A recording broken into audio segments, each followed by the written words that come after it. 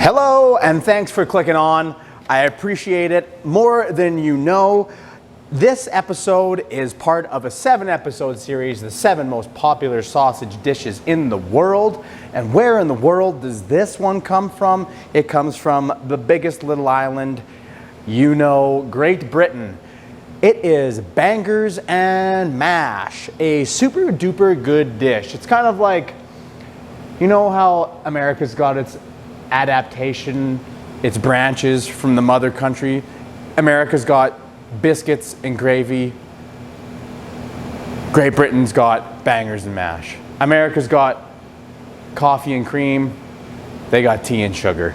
So this is Britain's sausage dish. It's kind of like a pub dish, a supper time meal versus biscuits and gravy in America, something you kind of have for breakfast or brunch.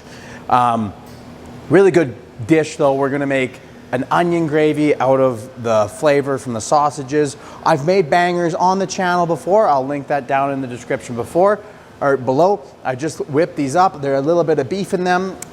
If you don't have access to bangers, Lincolnshire sausages or Cumberland sausages or the plethora of other amazing fresh sausages that Great Britain produces will do for this dish. But what's in my banger? Well, let me think here. I think it's salt, white pepper, ginger, mace, and it's either sage or thyme. I can't remember off the top of my head, but salt, pepper, ginger, mace, and sage, I believe, or maybe marjoram, is what makes up my bangers. There's all sorts of twists on it, depending on where you're at in the country. But what we're gonna do first is we're gonna get these potatoes going. It says a couple pounds of Yukon Golds for the recipe, but look at these spuds. They came out of my garden this year, size of my head.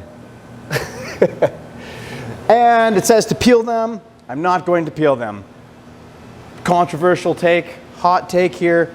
I like the skins in my mashed potatoes. It's where all the flavor is and all the nutrients are, and I don't even notice them in there. But I know when I've cooked for other people, I caught a lot of grief for leaving the skins in the spuds. But since it's just for me, they're staying on. Just gonna neck these guys down a bit so they don't take 2 hours to soften up in the water, which I got heating up on the stove behind me. So we're gonna get these guys going first, then the sausages, because you want everything to kind of finish at the same time. Because otherwise the sausages will kind of shrink and shrivel up as they wait for the potatoes to finish, and the potatoes take a little longer to tender up. Okay, now that those are going, we're gonna have a onion-based gravy. Sometimes you see it with mushrooms as well, but the goal with these is to cut them nice and thin so they become very tender and translucent in the gravy. For bangers and mash, I like the onions cut like this, so they're translucent. You can almost see through them right before they get into the pan. I'm gonna prep those and then head over to the pan. Okay, you can see our potatoes simmering away over there.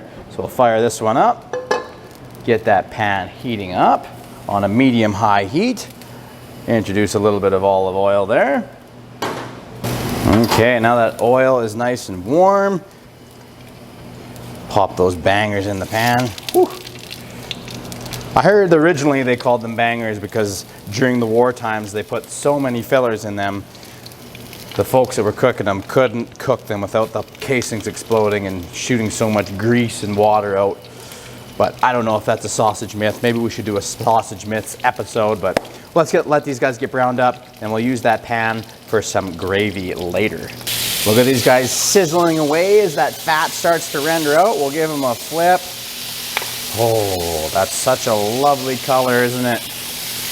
Deep dark brown like that equals rich flavor. Ooh, yeah. Okay, we got that nice rich brown color on both sides now. So I'm just gonna put a lid on it to steam them up for the last little bit so they cook all the way through. And our potatoes are getting close. I'll test them with a fork and let you know. Give them a poke test. Okay, those guys are ready to mash now. And if you've never mashed a spud before, it goes like this. Send in some butter. I got the heat on just low. Put in a bit of milk or cream. I got 4% milk here. Start mashing. Need that glove because this handle is piping hot. Start mashing that butter into the spuds and see if you're at a runny enough consistency, and then add more butter if you need. All right, we get those potatoes mashed up, work that butter in, and I think we got just the right amount of butter and milk in there. I'll continue to work these till they're really smooth and creamy. But I like to add to my mashed potatoes, we got a little salt, pepper, granulated garlic, and dill. I don't know how traditional the dill garlic mashed are in this dish, but I just love the dill and the garlic. It makes it fresh and yummy, and I just can't not have it in my mashed potatoes nowadays. So, in it goes. All right, and just as those spuds finish up, I think we should take these guys off because they look fully cooked now. And I'll bring that temperature up as they come off of the pan. And they had a nice amount of that fat render out, which is gonna make a nice base for those onions to get cooked in. In go our very thinly sliced onions. We'll spin them around in that pan until they get totally covered with that sausage grease, and they're, oh yeah, that looks good. Give them about 5 or 10 minutes in there until they're nice and cooked down and very, very, very tender is what we're shooting for. And I also like to add, it's not super traditional, but I'll add a bit of butter in mine just to richen up that gravy. There was a decent amount of fat in there already, but I don't know, I might catch some flack for this move, but oh well. It tastes good. Butter, putting butter on stuff always makes it better, doesn't it? Okay, those onions are starting to turn that golden color. They're starting to leave a little residue in the pan, as you can see there. So I think it's time we sprinkle them with a bit of flour and make our roux, or base, for the making of the gravy. Got our nice flour from our local flour mill, the Benders, West Country Mills. Stone ground flour. A little more in there until it absorbs up all the drippings. Stir it around. It's going to thicken up around those onions. Once there's kind of no drippings left in the pan, we'll add a little bit of Liam Perrin's Worcestershire sauce and some chicken broth to make this gravy out of. I'm going to give it just a little bit more flour. I want that flour to get toasted and golden brown, just like in the sausage and biscuits gravy. That sausage was delicious. Our family enjoyed that for a couple days after. Okay, just with that, we'll give these a shot of the Liam Perrin's. I like it. It richens up that flavor of that gravy. Hit it with some chicken broth. Oh yeah.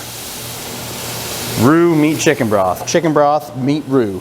And that heat's gonna act on that liquid and that flour, and we're gonna need some more liquid. Stirring it round and round till the flour binds to that chicken broth. I need a little bit more yet. I like it a little bit runnier than my sausage and biscuits and gravy.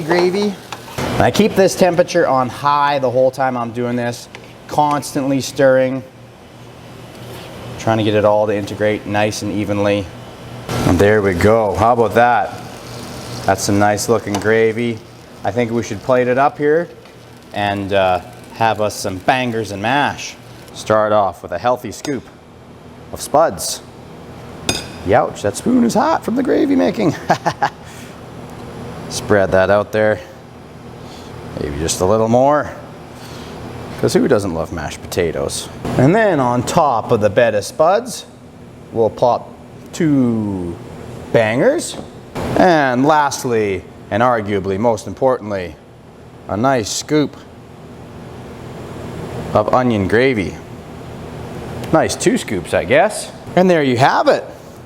A very British bangers and mash. All right, I better hurry this along. I can hear my boy shouting out there. He's ready for some supper. And so am I. And so are you probably. Cut into that sausage. Oh, it smells so good. I love bangers.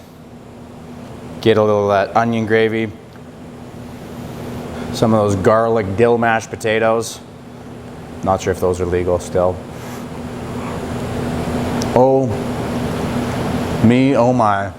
What a good week. I've eaten the best sausage dishes in the world for 7 days in a row.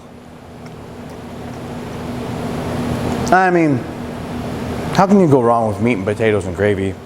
One. But that onion gravy, I forgot to mention too, I didn't need to add any salt and pepper to that gravy, but back on that back step there, right before I took it off, you should have tasted it, and if you needed a little salt and pepper, that would have been a good time to do it. This one didn't need it. It is so rich and so good, and yeah, no wonder it managed to sneak its way across the pond into American cooking culture. Because it's good.